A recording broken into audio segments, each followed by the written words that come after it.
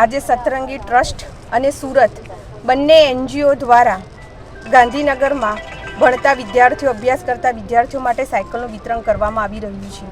ખૂબ સારું અહીંયા આયોજન છે. 200 જેટલી સાયકલો જરૂરિયાતમંદ બાળકો કે જેને અભ્યાસ વખતે થોડીક અગવડ પડતી હોય કે એવા બાળકો કે જેમને માતા પિતા ના હોય કે એકલા માતા કે પિતા હોય કે ગરીબ બાળકો હોય કે જે અભ્યાસ અર્થે દૂર દૂર સ્કૂલમાં ચાલતા જતા હોય કે વાનનો ખર્ચો જેને પરવડતો ના હોય એવા બાળકો માટે આજે સાયકલનું વિતરણ કરવામાં આવ્યું છે.